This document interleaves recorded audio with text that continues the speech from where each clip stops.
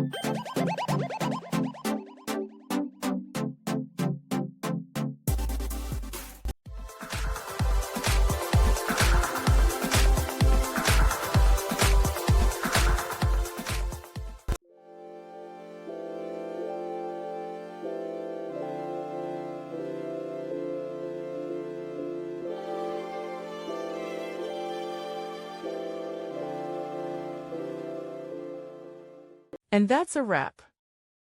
I hope you found the answer you were looking for. If you did, take a second to hit that subscribe button. It really helps out.